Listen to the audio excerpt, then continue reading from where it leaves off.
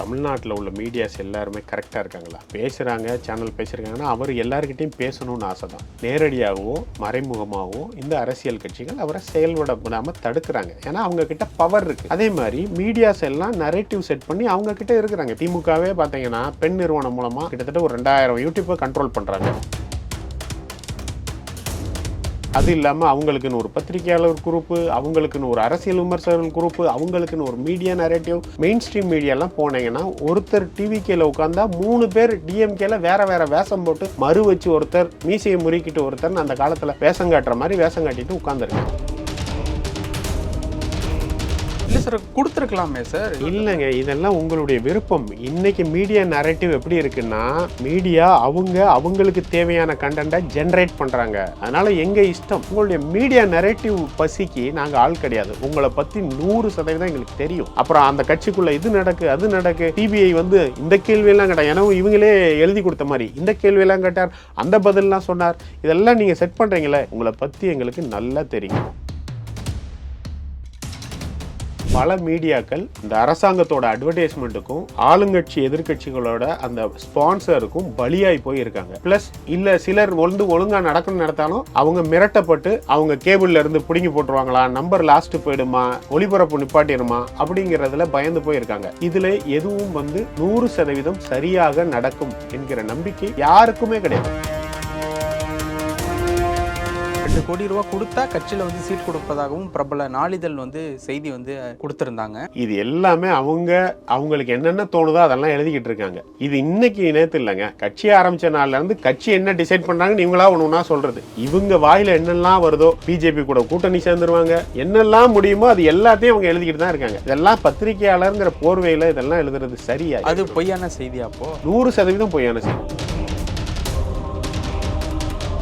ஒரு ஃபங்க்ஷனுக்கு போயிருந்தேங்க. அந்த ஃபங்க்ஷன்ல வீடியோஸ்ல போட்டுக்கிறதுக்கு ஏதாச்சும் சியர்ஸ் அந்த மாதிரி சொல்லுங்க அப்படின்றாங்க. சாதாரணமா அங்க கூட்டமா கூடன அவங்க எல்லாம் அங்க உள்ள இளைஞர்கள்லாம் சொல்றாங்க, ஓம் சக்தி பராசக்தி, திமுக ஒரு தீய சக்தின்னு. அப்போ அது ஒரு மண்டபம், கீழே ஒரு 500-1000 பேர் இருக்கான். எந்த அளவு விஜய் அண்ணாவோட வீச்சு இருக்குன்னு பாருங்க.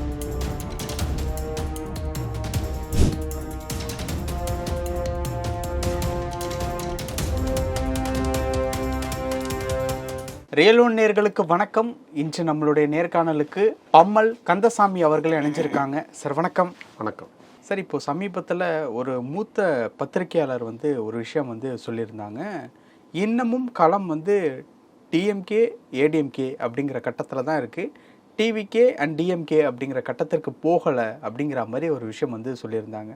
இப்போ ஒய்எம்சியில் நடந்ததில் செயற்குழு வீரர் சென்னை மண்டலுக்கு உண்டான நிர்வாகிகள் கூட்டம், அந்த கூட்டத்திற்கு பிறகு விருப்பம்னு தெரிவிக்கிறவங்களோட எண்ணிக்கை கம்மியாயிருக்கு அப்படிங்கிற மாதிரி ஒரு விஷயம் சொல்லியிருக்காங்க.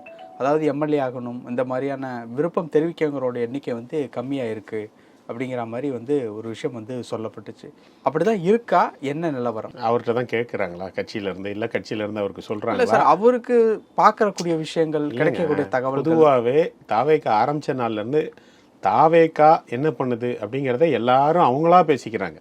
அதெல்லாம் அவங்களுடைய விருப்பமும் இல்லை அவங்களுடைய அசம்சனுமாக தான் இருக்குது. ப்ரெசப்ஷன் பாலிடிக்ஸை இது கொண்டு வராங்க. அவங்களுடைய ப்ரெசப்ஷனை உண்மை மாதிரி வெளியில் பேசுகிறது. ஃபஸ்ட்டு கட்சி ஆரம்பிக்கும் போது நாங்கள் சொன்னோம், ஒரு 20% வாக்குகள் எங்ககிட்ட இருக்குது, வந்துடும் அப்படின்னு. அப்போ இதே மூத்த பத்திரிகையாளர் 5% வரும், 8% வரும். நீங்கள் சொல்கிற மூத்த பத்திரிகையாளர்னு எனக்கு யாருன்னு என்னால் யூகிக்க முடியுது. சரிங்களா? அவரே போய் சர்வே எடுத்து 20% வரும்போது இல்லை வாய்ப்பு இல்லை 20%க்கு 10% தான் வரும்னு அவரே அடித்து எழுதிட்டு அதை அவரும் சொன்னார். சரிங்களா? அதுக்கப்புறம் அவரே மறுபடியும் ஒத்துக்கிட்டார் அடுத்த சர்வேல. ஆமாங்க, மறுபடியும் கன்சிஸ்டண்டாக அந்த இது வருது அப்படின்னு. இது பல இடங்களில் எல்லாரும் நாங்கள் ஒன்று சொல்லும்போது அவங்க ஒத்துக்கலை. இப்போ 20% எல்லாரும் ஒத்துக்கிறாங்க. இன்றைக்கி உள்ள எல்லா இடத்துலையும் அதிகமாகிடுச்சு, 45% ஆயிடுச்சு. பொதுவாகவே என்னென்னா, உங்களுக்கு ஒரு விருப்பம்னு ஒன்று இருக்குது, இல்லை இதுவரை உள்ள நடைமுறைன்னு ஒன்று இருக்குது, ஒரு அரித்மெட்டிக் இருக்குது. இதுக்குள்ளேயே நீங்கள் சுற்றிக்கிட்டு இருக்கீங்க. இதைத்தான் மதுரை மாநாட்டில் ரொம்ப தெளிவாக தளபதி விஜய் எங்கள் அண்ணா சொன்னார். என்ன சொன்னார்? நீங்கள் அரித்மெட்டிக்கை நம்பாதீங்க, அது பழசு.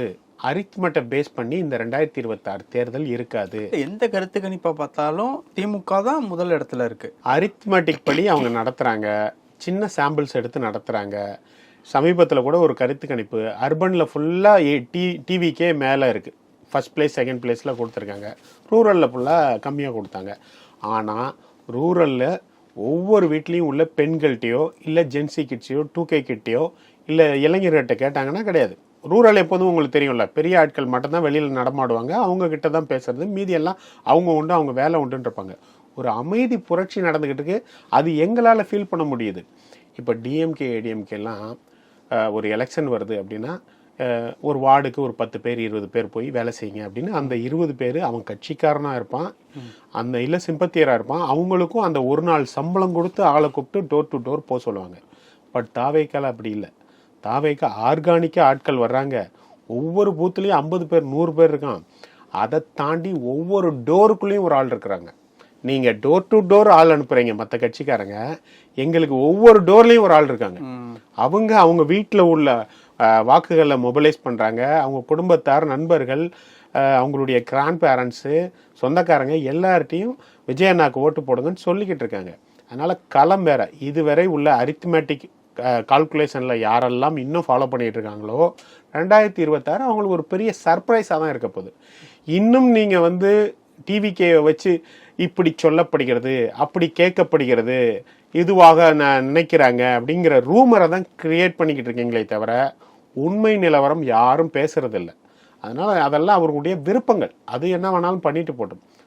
உண்மைங்கிறது மக்கள்கிட்ட இருக்குது, மக்கள் பார்த்துக்கிட்டு இருக்காங்க, மக்கள் டிசைட் பண்ணிட்டாங்க விஜயண்ணா தான் 2026 சிஎம். ஓகே, இப்போது சமீபத்தில் என்டிடிவிக்கு வந்து ஒரு நேர்காணல் வந்து கொடுத்ததா வந்து சொல்கிறாங்கல்ல, அந்த நேர்காணலை பார்த்துட்டு ஒரு சில பேர் வந்து சொல்கிறது என்ன அப்படின்னா, தமிழ்நாட்டை இதுக்கு முன்னாடி ஆட்சி செஞ்சவங்களா இருக்கட்டும், ஆட்சி செஞ்சுக்கிட்டு இருக்கிறவங்களா இருக்கட்டும், அவங்களே நேராக வந்து கேள்வி பதில்கள் அவங்க கேட்குறதுக்கு இவங்க பதில் சொல்கிறது, அங்கே இருக்கக்கூடிய குரூப்புக்கு ஒரு கலந்துரையாடல், இதெல்லாம் வந்து நடக்குது. விஜய் அவர்கள் வரணும்னு நினைக்கிறப்ப ஏன் இந்த மாதிரியான ஒரு பேட்டர்னை வந்து எடுத்து இன்டர்வியூ கொடுக்கணும்? தமிழ்நாட்டில் உள்ள மீடியாஸ் எல்லாம் ஒழுங்காக இருக்காங்கன்னு நீங்கள் நினைக்கிறீங்களா? இப்போ கொடுத்த சேனலுக்கே பேசுவோமே. தமிழ்நாட்டில் உள்ள மீடியாஸ் எல்லாருமே கரெக்டாக இருக்காங்களா? எல்லா மீடியாட்டையும் பேசுகிறதுக்கு இப்போ பேசுகிறாங்க, சேனல் பேசுகிறாங்கன்னா அவர் எல்லாருக்கிட்டையும் பேசணும்னு ஆசை தான். அவர் எல்லா இடத்துக்கும் சுற்றுப்பயணம் போகணும்னு ஆசை தான். நேரடியாகவோ மறைமுகமாகவோ இந்த அரசியல் கட்சிகள் அவரை செயல்பட விடாமல் தடுக்கிறாங்க. ஏன்னா அவங்கக்கிட்ட பவர் இருக்குது. நீங்கள் பவரை தாண்டி ஒன்று செயல்பட விடாமல் தடுக்க முடியுமானா முடியாது. மக்கள் எங்ககிட்ட இருக்காங்க. ஆனால் பவருங்கிறது ரொம்ப முக்கியம் இல்லையா? அவங்க தானே பர்மிஷன் கொடுக்க முடியும். அதே மாதிரி மீடியாஸ் எல்லாம் நரேட்டிவ் செட் பண்ணி அவங்கக்கிட்ட இருக்கிறாங்க. இப்போ ஆளுங்கட்சி திமுகவே பார்த்தீங்கன்னா பெண் நிறுவனம் மூலமாக எல்லா யூடியூப்ஸ் மெஜாரிட்டி ஒரு கிட்டத்தட்ட ஒரு 2000 யூடியூப்பை கண்ட்ரோல் பண்ணுறாங்க.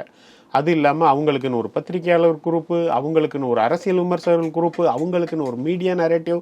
மெயின் ஸ்ட்ரீம் மீடியாலாம் போனீங்கன்னா ஒருத்தர் டிவிகேல உட்காந்தா 3 பேர் டிஎம்கேல வேற வேற வேஷம் போட்டு மறு வச்சு ஒருத்தர் மீசையை முறுக்கிட்டு ஒருத்தர் அந்த காலத்தில் வேஷம் காட்டுற மாதிரி வேஷம் காட்டிட்டு உட்காந்துருக்காங்க. இப்போ இந்த ஆங்கிலேய பத்திரிகை கொடுத்தது அந்த மாதிரி ஆயிடும் அப்படிங்கிற மாதிரி சொல்ல வர்றீங்களா? அப்படி இல்லை. இந்த ஆங்கில பத்திரிகை அவங்க பர்சனலாக எடுத்திருக்கிறாங்க. இல்லை சார், கொடுத்துருக்கலாமே சார். இப்போ ஸ்டாலின் அவர்களாக இருக்கட்டும், எடப்பாடி அவர்கள் கூட சமீபத்தில் இல்லைங்க, இதெல்லாம் உங்களுடைய விருப்பம். இன்னைக்கு மீடியா நரேட்டிவ் எப்படி இருக்குன்னா, மீடியா அவங்களுக்கு தேவையான கண்டென்ட்டை ஜென்ரேட் பண்றாங்க. அதனால எங்க இஷ்டம். இந்த மீடியா நரேட்டிவ்ட்டுக்கு நாங்கள் வந்து நீங்க சொல்றபடியெல்லாம் கேட்கணுங்கிறது அவசியம் இல்லை. மக்களுக்கு என்ன சொல்லணுமோ அதை எங்க சொல்லணுமோ சொல்லிடுவோம். இப்போ கூட வந்து நீங்க பரப்புரைக்கு ஒழுங்கா விட்டுருந்தாங்கன்னா நேரம் ஒரு 30 மாவட்டம் முடிச்சிருப்போம். விடலை. இப்போ போகக்கூடாதுங்கிற எண்ணமும் எங்ககிட்ட கிடையாது. போகணும். வரிசையா அவங்க போற மாதிரி எங்களுக்கும் கடன்னு எல்லா தேதியும் கொடுத்தா எல்லா தேதிக்கும் போய் மக்கள்கிட்டயே நேரடியாக பேச போறோம். உங்களுடைய மீடியா நரேட்டிவ் பசிக்கு நாங்கள் ஆள் கிடையாது. உங்களை பத்தி 100% எங்களுக்கு தெரியும். அதனால நீங்க இப்போ ஒண்ணுமே பேசாமையே அவர் அதை பேசினார், இதை பேசினார், அப்புறம் அந்த கட்சிக்குள்ள இது நடக்கு அது நடக்கு, அப்புறம் சிபிஐ வந்து இந்த கேள்வியெல்லாம் கேட்டார், எனவும் இவங்களே எழுதி கொடுத்த மாதிரி இந்த கேள்வியெல்லாம் கேட்டார், அந்த பதிலெலாம் சொன்னார். இதெல்லாம் நீங்க செட் பண்றீங்களே, உங்களை பத்தி எங்களுக்கு நல்லா தெரியும். எங்க எப்போ யார்கிட்ட என்ன சொல்லணுங்கிறது தளபதிக்கும் தெரியும். அதை கரெக்டாக செய்வார். இப்போ அந்த பேட்டர்ன் பார்க்குறீங்களா சார்? இப்போ எடப்பாடி அவர்கள் அதே என்டிடிவி இந்தியா டுடேக்கு கொடுக்கும்போது மேடையில் ஒருத்தவங்க கேள்வி கேட்குறாங்க, இந்த பக்கம் வந்து பார்த்துக்கிட்டு இருக்கக்கூடிய பார்வையாளர்கள் மத்தியில் ஒரு கேள்வி வருது. இப்போ விஜய் சார் அந்த இடத்துல வந்து உட்காந்தா அந்த இடத்துல ஏதாவது சதிகள் நடக்கும் அப்படிங்கிற மாதிரி சொல்ல வர்றீங்களா? அப்படி கிடையாது. மக்களை நேரடியாக எந்த இடத்துல உண்மையிலேயே இந்த மாதிரி கேள்வி பதில் கொடுக்க வேண்டிய சூழ்நிலை வருதோ அப்போ அவர் ஒழுங்கா அதெல்லாம் பண்ண தான் செய்வார். இப்போ தேர்தல் நேரம் வந்துருச்சு சார், நீங்கள் மறுபடி பவர் இல்லாத ஒருத்தர்கிட்ட இதை செய்யலையா அதை செய்யலையான்னு கேட்குறீங்க. இல்லை சார், இல்லை நீங்கள் அந்த நிகழ்ச்சி நடத்துறதுக்கே ஒரு பர்மிஷன் வேணும். அந்த நிகழ்ச்சிக்கே இப்போ வந்து நாங்கள் என்ன பண்ணிட்டோம்னா, எப்படினாலும் இவங்க எந்த இதுக்கும் பர்மிஷன் கொடுக்க மாட்டாங்க. கட்சி பணி அதிகமாக இருக்குது. எலெக்ஷனுக்கு என்னென்ன ஒர்க் பண்ணுமோ எல்லா வேலையும் வேகமாக நடந்துகிட்டு இருக்கு. தேர்தல் அறிக்கை குழு மண்டலமாக போய்கிட்டு இருக்காங்க. தேர்தல் பிரச்சார குழு ஒவ்வொரு சட்டமன்ற தொகுதியிலையும் பிரச்சார குழுவை ரெடி பண்ணிக்கிட்டு இருக்காங்க. இப்போ கூட இன்னைக்கு கூட சுற்றுப்பயணத்தில் தான் இருக்காங்க. இன்னைக்கு அந்த சட்ட பாதுகாப்பு குழு அனௌன்ஸ் பண்ணிட்டாங்க. தேர்தலை நோக்கிய வேலை ரொம்ப துரிதமாக நடந்துக்கிட்டு இருக்கு. அதனால் இது கரெக்டாக போய்கிட்டு இருக்கு. டிவிக்கு நோக்கி இப்படி செய்யணும், அப்படி செய்யணும், இப்படி நடக்கலாம், அப்படி நடக்கலாம்னு பல்வேறு விதமாக பல்வேறு பேர்கள் ஆசைப்படலாம். எது சரியோ அது கரெக்டாக நடந்துகிட்டு இருக்கு. அதுதான் சார் நான் முதல்ல கேட்டேன். பவரில் இருந்தவங்க இருந்துகிட்டு இருக்கிறவங்க கூட இந்த பேட்டர்னை ஃபாலோ பண்ணும்போது வரணும்னு நினைக்கிறவங்க இதை பண்ணால் இன்னும் ஆரோக்கியமாக இருக்கும்ல அப்படிங்கிறதான் கருத்து. இந்த மீடியா கரெக்டாக இருக்குன்னு நீங்கள் நம்புறீங்களா? நாங்கள் நம்பலை. மீடியாவில் ஒரு சிலர் நல்லா தான் இருக்கிறாங்க. ஆனால் இப்போ பல மீடியாக்கள் இந்த அரசாங்கத்தோட அட்வர்டைஸ்மெண்ட்டுக்கும் ஆளுங்கட்சி எதிர்கட்சிகளோட அந்த ஸ்பான்சருக்கும் பலியாகி போயிருக்காங்க. ப்ளஸ் இல்லை சிலர் ஒழுங்காக நடக்கணும்னு நடத்தாலும் அவங்க மிரட்டப்பட்டு அவங்க கேபிளில் இருந்து பிடுங்கி போட்டுருவாங்களா, நம்பர் லாஸ்ட்டு போயிடுமா, ஒளிபரப்பு நிப்பாட்டிடுமா அப்படிங்கிறதுல பயந்து போயிருக்காங்க. இதில் எதுவும் வந்து 100% சரியாக நடக்கும் என்கிற நம்பிக்கை இப்போதைக்கு யாருக்குமே கிடையாது, மக்களுக்கே கிடையாது. இவங்களுடைய நரேட்டிவ்க்கு மட்டும்தான் அதை பயன்படுத்துவார்கள். அதனால் மக்கள்கிட்ட நேராக பேசிடலாம். எது வேணாலும் மக்கள்கிட்ட நேராக பேசுகிறதுக்கு நிறைய விஷயங்கள் இருக்குது. பொதுக்கூட்டத்தில் பேசுகிறாரு, பிரச்சார கூட்டத்தில் பேசுகிறாரு, தேவைப்பட்டால் வீடியோ பேசுவார். ஒன்றா நடக்கும். எலெக்ஷனில் எது கரெக்டோ அதை வந்து டிவிகேக்குன்னு ஒரு ஸ்ட்ராட்டஜி இருக்குது. அந்த ஸ்ட்ராட்டஜியில் போய்கிட்டு இருக்கு. ஓகே சார், பட் 2021 சட்டமன்ற தேர்தலில் எல்லா கட்சி தலைவர்களும் தங்களுடைய கருத்துக்களை மீடியாக்கள் மூலியமாக, சோஷியல் மீடியாவாக இருக்கட்டும், சேட்டலைட் மீடியாக்களாக இருக்கட்டும், அதை பயன்படுத்தி சொன்னதுனால அவங்களுக்குன்னு ஒரு கணிசமான ஒரு இடங்கள் வந்து கிடைச்சிது. அது சீமானவர்கள்ட்டேருந்து இன்னைக்கு முதல்வர் அவர்கள் ஆன வரைக்குமே எல்லாருக்குமே வந்து கிடைச்சிது. ஒரு அந்த இடம் பயன்படுத்திக்கிட்டால் இன்னும் ஒரு மைலேஜ் கிடைக்கும்ல. தேவைப்படுற டயத்தில் அதை கரெக்டாக பயன்படுத்துவோம். அதுக்கு தேவைப்படக்கூடிய ஒரு நேரம் 2026 கிடையாதா? வருது. 2026 இன்னும் டைம் இருக்குது. என்னை பொறுத்தவரை என்கிட்ட பர்சனலாக கேட்டிங்கன்னா, இந்த திமுகவோட ஆட்டம் அதிகபட்சம் இன்னும் ஒரு 40-50 நாள் முடிஞ்சிருச்சுன்னு வைங்களேன், தேர்தல் கமிஷனோட நேரடி கட்டுப்பாட்டில் வந்துடும். அதுக்கப்புறம் தான் இங்கே எல்லாருக்குமே சுதந்திரமான ஒரு தேர்தல் பரப்புரையும் அனுமதியும் கிடைக்கும். இவர்கள் இருக்கிறதையும் இன்னைக்கு பாருங்க, எஸ்ஓபின்னு ஒரு இதை போட்டு யார் வந்து ரெகக்னைஸ்டு பார்ட்டியோ அவங்களுக்கு தான் மேக்சிமம் அதில் பண்ண முடிகிற மாதிரி பண்ணியிருக்காங்க. நான் ரெகனைஸ் பார்ட்டி பண்ணவே முடியாது. அப்போ நாங்கள் வந்து வலுவான கட்சி, ஆனால் ரெகனைஸ் பார்ட்டி இல்லை. ஏன் இல்லைன்னா எலெக்ஷனில் போட்டி போடல. இப்போ தான் எலெக்ஷனில் போட்டி போடுறோம். அப்போ இவர்கள் வந்து செய்கிற ஒரு ஸ்டெப்பையும் விஜயண்ணாவை கார்னர் பண்ணுற மாதிரியோ இல்லை தமிழக வெற்றி கழகத்தை கார்னர் பண்ணுற மாதிரியோ தான் எடுத்துகிட்டு போகிறாங்க. இவர்கள் பயத்தின் உச்சத்தில் இருக்கிறாங்க. அதனால இந்த எலெக்ஷன் டிக்ளேர் பண்ணிடுச்சுன்னு வைங்களேன், இதோட ஸ்பீடு இன்னும் அதிகமாக இருக்கும். அதுக்கு முன்னாடியே இன்டர்னலாக நிறைய ஒர்க் இருக்குது. அந்த ஒர்க்கெல்லாம் போய்கிட்டு இருக்கு. எந்தவித தொய்வும் இல்லாமல் தமிழக வெற்றி கழகத்தோட தேர்தல் பணி நடந்துக்கிட்டே இருக்கு. Okay sir.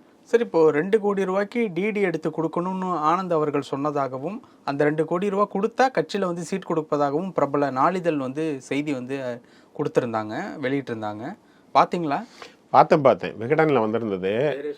ஆனால் இது எல்லாமே அவங்களுக்கு என்னென்ன தோணுதோ அதெல்லாம் எழுதிக்கிட்டு இருக்காங்க. இது இன்னைக்கு நேற்று இல்லைங்க, கட்சி ஆரம்பித்த நாள்லேருந்து கட்சி என்ன டிசைட் பண்ணுறாங்கன்னு இவங்களா ஒன்று சொல்கிறது. எடப்பாடி கூட கூட்டணிக்கு போகிறாரு, அது நடந்துற போது, இது நடந்துற போதுன்னு இவங்க வாயில் என்னெல்லாம் வருதோ, பிஜேபி கூட கூட்டணி சேர்ந்துருவாங்க, என்னெல்லாம் முடியுமோ அது எல்லாத்தையும் அவங்க எழுதிக்கிட்டு தான் இருக்காங்க. இதெல்லாம் பத்திரிகையாளருங்கிற போர்வையில் இதெல்லாம் எழுதுறது சரியா? எது உண்மையாக அதை எழுதணும். பட் நீங்கள் எழுதினாலும் மக்கள் நம்ப மாட்டாங்க. எங்களது ரொம்ப நேர்மையாக சூப்பராக போய்கிட்டு இருக்கு. அரசாங்க விதிக்கு உட்பட்டு, தேர்தல் இதுக்கு உட்பட்டு இந்த எலெக்ஷனை நாங்கள் மீட் பண்ணுவோம். ரொம்ப 2026 மிக சிறப்பான ஒரு தேர்தல் வந்து மக்கள் ரிசல்ட் கொடுக்க போகிறாங்க. தளபதி வந்து அதிகபட்ச வாக்கு வித்தியாசத்துலையும் அதிகபட்ச எண்ணிக்கையிலையும் ஜெயிச்சு அந்த விஷயம் நடக்க போது. இவங்களுடைய நரேட்டிவை செட் பண்ணிக்கிட்டே இருக்கணும். பொய்யான செய்தி அப்போ 100% பொய்யான செய்தி. சரி, இப்போ சமீபத்தில் அந்த மண்டல கூட்டம், சென்னை நிர்வாகிகள் மண்டல கூட்டத்தில் ஆதவ அர்ஜுனா பேசும்போது தலைவர் அவர்கள் இந்நேரத்துக்கு பிரச்சாரம் பண்ணாங்க அப்படின்னா இருக்கக்கூடிய 38 மாவட்டங்கள்ல 32 மாவட்டங்களுக்கு மேலே கவர் பண்ணியிருப்பாரு. கரூர் சம்பவத்தினால அதை பண்ண முடியாமல் போயிடுச்சு. அது நடந்தது முழுக்க முழுக்க ஒரு சதி சூழ்ச்சி அப்படிங்கிற மாதிரி வந்து ஒரு விஷயம் வந்து சொல்லியிருந்தார். ஸோ அதை பார்க்கும்போது என்ன தோணுது உங்களுக்கு? அது உண்மையாகவே சூழ்ச்சி அப்படிங்கிற கட்டத்தில் தான் உங்களுடைய பார்வை இருக்கா எப்படி? ஆமாங்க. ஒருத்தருடைய வேகத்தை பார்த்து பயந்துட்டாங்க. அந்த 5 மாவட்டம் இதை பார்த்தே பயந்து போய் நிப்பாட்டிட்டாங்க. பண்ண விடாம அவங்களுடைய பவர், அவங்க கிட்ட அதிகாரம் இருக்கு. அதில் விசாரணை போயிட்டு இருக்கும்போது மேடையில் அந்த சொல்லுறது விசாரணைக்காக அவர் சொல்லலை. நாங்கள் 30 மாவட்டம் முடிச்சிருப்போம். இப்போ மறுபடியும் அதை காட்டி எதை சொன்னாலும் கரூரில் பார்த்தியான்னு சொல்லி அடுத்த பரப்புரைக்கு உண்டான அனுமதியே கொடுக்க மாட்டேங்காங்க. கொடுக்க முடியாதபடி எஸ்ஓபியும் அவங்க ரெடி பண்ணிக்கிட்டாங்க. எஸ்ஓபிங்கிறது என்னன்னா எல்லாருக்கும் ஈக்குவலாக இருக்கணும் அப்படிங்கிறது. இவங்க எல்லாருக்கும் ஈக்குவலாக இருக்கணும்னு பண்ணல. தாவேக்கா வராமல் இருக்குது என்னெல்லாம் பண்ணுவோம் அதெல்லாம் பண்ணியிருக்காங்க. அகைன் இதுக்கு நாம் கோர்ட்டுக்கு போயிருக்கோம். இப்போ மறுபடியும் எஸ்ஓபி வேணும்னு கோர்ட்டுக்கு போனதும் தாவேக்கா தான். இப்போ உள்ள எஸ்ஓபி தப்புன்னு கோர்ட்டுக்கு போனதும் தாவேக்கா தான். சார், இப்போ அடுத்த கட்ட பிரச்சாரம் வந்து வேலூர்லேருந்து ஸ்டார்ட் ஆக போகிறதா வந்து சொல்கிறாங்க. இருக்கக்கூடிய இன்னும் 2 மாதங்கள் அதுக்குள்ளே கவர் பண்ணிட முடியுமா சார்? மற்றவங்களுக்கு தான் இதெல்லாம் ரொம்ப கஷ்டம். விஜயண்ணாவை பொறுத்தவரை விசில் சின்ன 5 நிமிஷத்தில் வேர்ல்டு லெவலில் போய் ட்ரெண்ட் ஆகலையா? அண்ணா வெளியில் வந்தாலே அடுத்த செகண்ட் வந்து பிளாஸ்ட்டு தான். அதனால் மற்றவர்களுக்கு தேவைப்படுற அளவுக்கெல்லாம் எங்களுக்கு டைம் அந்த அளவு அப்படி கிடையாது. எங்களுடைய மாவட்டங்கள் எல்லா மாவட்டத்திலையும் பொதுக்கூட்டங்கள், கொள்கை விளக்க கூட்டங்கள் தொடர்ந்து நடந்துக்கிட்டு இருக்கு. இன்னைக்கு கூட வந்து தாம்பரத்தில் நடக்குது, பல்லாவரத்தில் நடந்தது, இந்த மாதிரி எல்லா இடங்கள்லையும் நடந்துக்கிட்டே இருக்கு. அதனால் கீழே எங்களுடைய தொண்டர்கள், ரசிகர்கள் எல்லாரும் வேலை செஞ்சுக்கிட்டு இருக்காங்க. டோர் டு டோர் போய், சும்மா சாதாரணமாக இல்லை. இப்போ இந்த கட்சிகள்லாம் பயந்து போய் இருக்கிறது தாவேக்காவோட ஸ்பீடு இவ்வளோ அதிகமாக இருக்குது, அதே மாதிரி ஸ்ப்ரெட் இவ்வளோ அதிகமாக இருக்குது, வீச்சு இவ்வளோ அதிகமாக இருக்குது. அப்புறம் ஏன் சார் சொல்லணும்? இன்னமுமே களம் வந்து டிஎம்கே ஏடிஎம்கேன்ட்டு தான் அது அவங்க நேரேட்டிவ். அவங்க எப்போதுமே அதுதானே செய்வாங்க. அவங்க இந்த 50 வருஷமாவே ஒரு விஷயத்தை செட் பண்ணி பழகிட்டாங்க. தமிழ்நாடு அப்படின்னா திமுக அதிமுகக்கு எழுதி கொடுக்கப்பட்டது. 3வது ஒரு ஃபோர்ஸ் வந்தாலே இதுக்குள்ள இடம் இல்லை அப்படிங்கிறத இவங்க 2 பேரும் சேர்ந்தே நரேட்டிவ் செட் பண்ணிக்கிட்டே தான் இருக்காங்க. அது உடைக்கப்படும். எப்படி 77 ஒரு மாற்றம் நடந்ததோ, 67 ஒரு மாற்றம் நடந்ததோ, அந்த மாற்றம் இப்போ நான் ரிப்பீட் ஆக போகுது. ஹிஸ்ட்ரி மறுபடியும் வரப்போகுது. நான் வந்து ஒரு ஃபங்க்ஷனுக்கு போயிருந்தேங்க இன்னைக்கு இல்லை லாஸ்ட் வீக்கு. அந்த ஃபங்க்ஷனில் மேடையில் ஏறி நிற்கிறோம். நாங்கள் நிறைய பேர் நிற்கிறோம். சரியா? கீழேருந்து கேமராமேன் வந்து ஃபோட்டோ ஃபோட்டோ எடுக்கிறாரு. எடுக்கும்போது வீடியோஸில் போட்டுக்கிறதுக்கு ஏதாச்சும் சியர்ஸ் அந்த மாதிரி சொல்லுங்க அப்படின்றாங்க. அப்போ இவங்க எல்லாம் அதை சொல்லாமல் அந்த மக்கள் சாதாரணமாக அங்கே கூட்டமாக கூடன அவங்கெல்லாம் அங்கே உள்ள இளைஞர்கள்லாம் சொல்கிறாங்க, ஓம் சக்தி பராசக்தி, திமுக ஒரு தீய சக்தின்னு. அப்போ அது ஒரு மண்டபம், கீழே ஒரு 500-1000 பேர் இருக்கான். எந்த அளவு விஜயண்ணாவோட வீச்சு இருக்குன்னு பாருங்க. திமுக தீயசக்தி திமுகவை இந்த 4.5 வருஷம் பொய் சொல்லி ஆட்சிக்கு வந்த கொள்ளையடிக்கின்ற இந்த தீயசக்தி திமுகவை விரட்டணும்னு மக்களோட அடி மனசுல போய் உட்காந்துருச்சு. புரியுதுங்களா? குழந்தைங்கள்லாம் ஓட்டு போட முடியுமா? இவங்ககிட்ட உள்ளவங்கெல்லாம் ஓட்டு இல்லை, அது இல்லைன்னு சொல்லிட்டு இருக்காங்க. எங்ககிட்ட ஓட்டர் ஐடி இருந்தால் தான் மெம்பர் ஆக முடியும். கிட்டத்தட்ட 1,62,00,000 மேலே உள்ள மெம்பர்ஸ் ஆல்ரெடி இருக்கிறாங்க. இதை தாண்டி அவங்க குடும்ப உறுப்பினர்கள் இருக்காங்க. அதையும் மீறி சிறுவர்கள் விஜயண்ணா மேலே உள்ள லவ்வில் பாலிடிக்ஸ் பேசுகிறாங்க, ரீல்ஸ் போடுறாங்க, அதிலே போடுறாங்க. சின்ன சின்ன குழந்தைங்கள்லாம் ஓம் சக்தி பராசக்தி, திமுக ஒரு தீய சக்தி. அப்போ எது எங்கே எப்படி போய் சேரணுமோ அது போய்கிட்டே இருக்கு. நீங்கள் 20 நாள் கொடுத்தாலும் சரி, 20 மணி நேரம் கொடுத்தாலும் சரி, என்ன செஞ்சால் எல்லா மக்கள்கிட்டையும் என்ன செய்தி போய் சேரும், எவ்வளோ பெரிய ஸ்பீடில் போகுங்கிறது விஜயண்ணாக்கே உள்ள மேஜிக். அந்த மேஜிக் நடக்கும். அதை நீங்கள் பார்க்க தான் போகிறீங்க. ஓட்டிங் மிஷினில் விசில் என்ன ஒரு ஷேப்பில் இருக்கோ அதே ஷேப்பில் அந்த ரோட் ரோலர் அப்படிங்கிற மாதிரியான சின்னம் அதே மாதிரி இருக்குது. விசில் என்ன இதில் இருக்கோ அதே மாதிரி வந்து இருக்கு. ஸோ இந்த மாதிரியான குழப்பங்கள் ஏற்படுறதுக்கும் கடைசி நேரத்தில் திருட்டு பசங்க என்ன வேணாலும் பண்ணுவாங்க. ஒன்றும் இல்லை, முன்னாடி வந்து காசு கொடுத்து ஓட்டு வாங்கிட்டு இருந்தாங்க. அடுத்து என்ன பண்ணாங்க? பூத் கேப்சர் பண்ணி ஓட்டு அவங்களே போட ஆரம்பிச்சாங்க. ஒரே பேர்ல. ஆமாம், அடுத்து ஒரே பேரில் கேண்டிடேட்டு, அப்புறம் நின்னவனை விலை கொடுத்து வாங்கினது, அப்புறம் வந்து இந்த மாதிரி பலவிதமான விஷயங்களை செஞ்சு செஞ்சு செஞ்சு ப்ராக்டிஸ் பண்ணவங்க தான் இவங்க. இதோட இன்னொரு எல்லைக்கு என்ன வேணாலும் செய்யலாம். ஆனால் உண்மைங்கிறது வெளிவராமல் இருக்காது. நேர்மைக்கு எப்போதுமே ஒரு வாக்கு இருக்குது. மக்கள் இங்கே வந்து கிட்டத்தட்ட ஒரு 6 கோடி பேர் ஓட்டு போட போகிறாங்க. அப்படி ஒன்றும் இவர்கள் அதை மாற்றவே முடியாது. மக்களுக்கு தெளிவாக தெரியும். அப்படி பார்த்தீங்கன்னா என்ன குழப்பினாலும் அப்படி பார்த்தீங்கன்னா ராமநாதபுரத்தில் பண்ணி பன்னீர்செல்வம் 4 பேரை நிப்பாட்டினாங்க. ஒரே ஆளுக்கு வந்து கரெக்டாக பார்த்து போடலையா? அதே மாதிரி விஜயண்ணாக்குங்கிற ஆட்கள் விஜயண்ணாவை நல்லா தெரியும், சிம்பிள் நல்லா தெரியும். ஒவ்வொரு வீட்லேயும் ஒவ்வொரு குழந்தைங்களும் இப்போ விசில் வச்சு அடிச்சுக்கிட்டு இருக்காங்க. எல்லாரும் என்ன கண்ணு தெரியாதா, இல்லை புரிஞ்சுக்க முடியாதா? சூப்பராக பண்ணும். இவங்க இவ்வளோ கீழ்த்தனமான ஆட்கள் தான். அந்த வேலையெல்லாம் இவங்க செய்வாங்க, செய்யாமலாம் இருக்க மாட்டாங்க. ஆனால் அதையும் மீறி மக்கள் சக்தி விஜயண்ணாக்கு வெற்றியை கொடுக்கும். அது ஒன்று தான் நம்பிக்கை. 100% அதை தான் நம்புகிறோம். ஏன்னா மக்கள் எங்க கூட தான் இருக்கிறாங்க. இந்த பக்கம் மீடியா பலம் இருக்கணும், கீழே வந்து அதெல்லாம் தேவையில்ல. மக்கள் சக்தி ஒருத்தர்கிட்ட இருக்கும்போது எதுவும் அவரை ஒன்றும் செய்ய முடியாது. பல விஷயங்கள் பேசணும். நேரத்துக்கு ரொம்ப நன்றி சார். நன்றி.